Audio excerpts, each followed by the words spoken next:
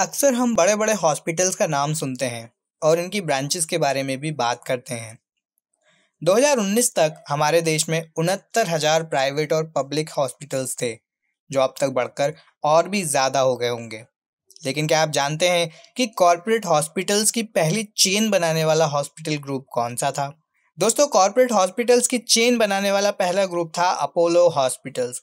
और आज के इस वीडियो में हम बात करेंगे अपोलो हॉस्पिटल्स के founder and CEO Pratap C Reddy के बारे में।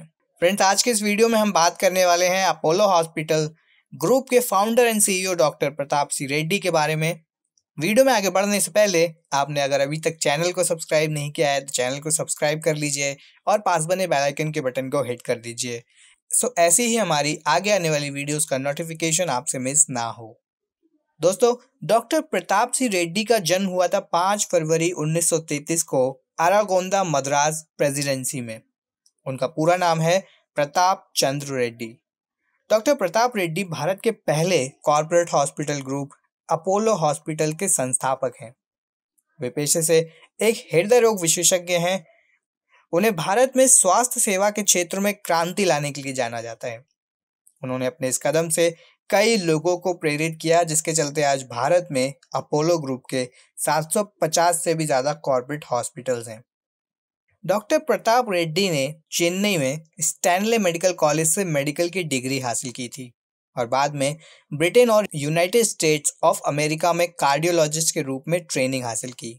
उन्होंने मैसाचुसेट्स जनरल हॉस्पिटल बॉस्टन से अपना फेलोशिप किया और 1978 में भारत लौटने से पहले कई वर्षों तक Missouri state chest hospital United states में कई रिसर्च कार्यक्रम किए। अमेरिका के वॉर सेंटर सिटी हॉस्पिटल में चीफ रेजिडेंट के तौर पर काम करने के बाद डॉक्टर रेड्डी भारत वापस लौट आए। वापस आने के बाद उन्होंने मद्रास शहर में छोटे लेवल से अपनी प्रैक्टिस शुरू की।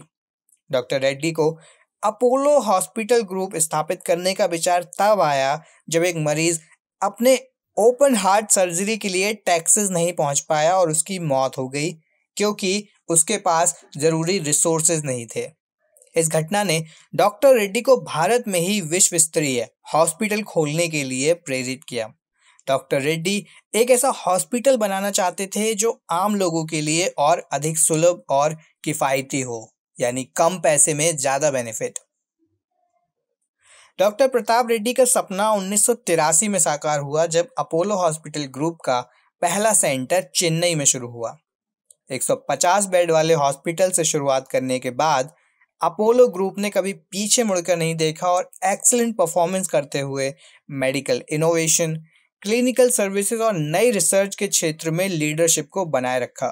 भारत के कई शहरों में 50 अस्पतालों, 8,500 बेड्स और हाईली ट्रेंड 4,000 डॉक्टर्स और 65,000 से ज़्यादा पेशेवर कर्मचारियों के साथ अपोलो हॉस्पिटल ग्रुप दुनिया में सबसे बड़ा हॉस्पिटल ग्रुप में से एक है।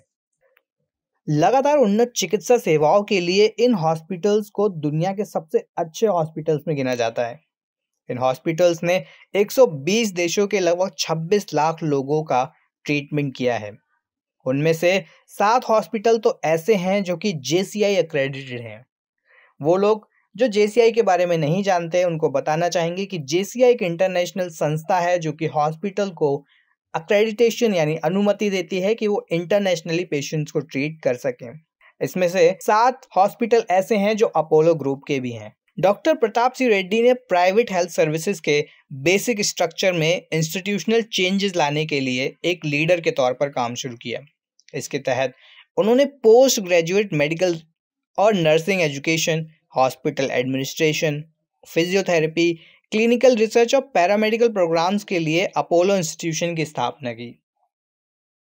Apollo telemedicine network foundation, health super highway, Apollo DKV insurance company और अपोलो रीच हॉस्पिटल्स की स्थापना के साथ अपोलो ग्रुप आज एक अगली पीढ़ी के लिए हेल्थ सोल्यूशन है।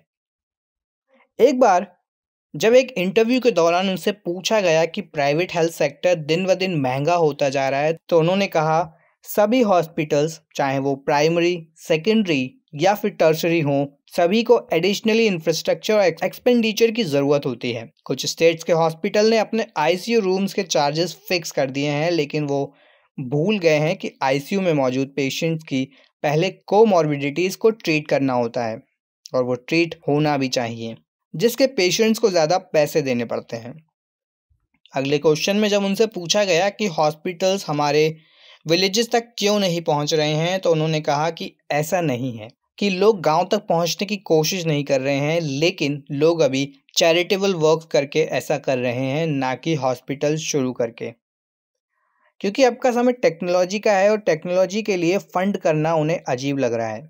अक्सर लोग हॉस्पिटल की बिल्डिंग्स के लिए फंड करते हैं, ना कि टेक्नोलॉजी के लिए।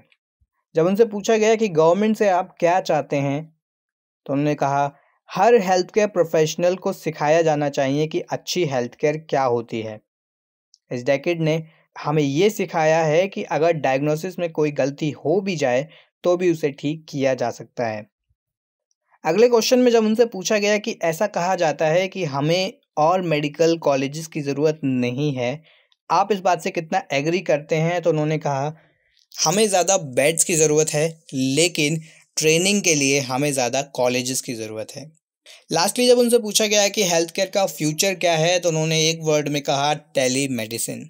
टेली मेडिसिन ही हेल्थ केयर का फ्यूचर है, ऐसा उनका मानना है। दोस्तों, छोटी सी लाइफ में बहुत कुछ अचीव किया है और अभी भी अचीव कर ही रहे हैं। ऐसे में अगर हम उनके अचीवमेंट्स की बात करें तो बहुत ही लंबी फहरिस्त है यहाँ पर, लेकिन हम आपको उनके कुछ अचीवमेंट्स के बारे में बताना चाहेंगे जो उन्होंने इस छोटी सी लाइफ में अचीव किए हैं। डॉक्टर प्रताप रेड्डी को प्राइवेट हेल्थ केयर फील्ड के डेवलपमेंट में उनके योगदान और स्वास्थ्य सेवा क्षेत्र में licence, import restrictions, organ transplant से जुड़ी कई रेगुलेटरी चेंजेस में उनकी एक अहम भूमिका के लिए 1991 में पद्म भूषण से सम्मानित किया गया। Mother Teresa citizen of the year पुरस्कार से भी उन्हें सम्मानित किया जा चुका है। हार्वर्ड स्कूल प्रकाशन द्वारा स्वास्थ्य उद्योग में अग्रणी प्रयासों के लिए भी उन्हें सम्मानित किया जा चुका है। हॉस्पी मेडिको इंटरनेशनल द्वारा लाइफ टाइम अचीवमेंट अवार्ड उन्हें दिया जा चुका है। सदर्न कैलिफोर्निया यूनिवर्सिटी द्वारा एशिया प्रशांत बायो बिजनेस लीडरशिप अवार्ड भी उन्हें प्राप्त हुआ है। नवंबर 2009 में भारत सरकार ने एक डाक टिकट रिलीज करके अपोलो हॉस्पिटल ग्रुप के स्वास्थ्य सेवा क्षेत्र में योगदान को सम्मानित किया। वहीं मार्च 2010 में भारत सरकार ने डॉक्टर प्रताप रेड्डी को देश का दूसरा सर्वोच्च नागरिक सम्मान पद्म विभूषण प्रदान किया। 2013 में एनडीटीवी और एशियन बिजनेस लीडर्स की ओर से उन्हें लाइफ टाइम अचीवमेंट अवार्ड दिया गया और 2016 में उन्हें university of New South Wales की ओर से ऑनररी डॉक्टरेट की डिग्री दी गई। दोस्तों, लिस्ट इतनी ही नहीं है, लिस्ट और भी बहुत लंबी है, लेकिन सारे अवार्ड्स को हम यहाँ मेंशन नहीं कर सकते हैं। डॉक्टर प्रताप रेड्डी की लीडरशिप में अपोलो ग्रुप ने लोक सेवा के कई कार्य किए, जैसे कि save a child's heart foundation, cancer के इलाज के लिए cure foundation, Indian head injury foundation और ऐसे कई सारे कार्य किए जिसमें गंभीर बीमारियों से जूझते लोगों के जीवन में कुछ चेंजेस लाया जा सके। राष्ट्रीय स्वास्थ्य समिति के अध्यक्ष के रूप में डॉक्टर प्रताप रेड्डी ने सब कमिटीज का गठन किया, जिन्हें भारतीय अस्पतालों की मान्यता के लिए मानकों को तय करने का काम दिया गया है। तो दोस्तों, ये एक वीडियो था प्रताप सिंह रेड्डी के जीवन के ऊपर, जो कि एक सीख है आज की युवा पीढ़ी के लिए। हम सभी को उनके जीवन से ये सीख लेनी चाहिए कि कैसे हमें अपने लक्ष्य की ओर अग्रसर रहना चाहिए और हमेशा अपने से पहले दूसरों के बारे में सोचना चाहिए। इस वीडियो को ख़त्म करने से पहले मैं उनकी ही 2 लाइंस को कोट करना चाहूँगा, जो वो कहते हैं, health is not just medicine, health is to give total happiness. धन्यवाद।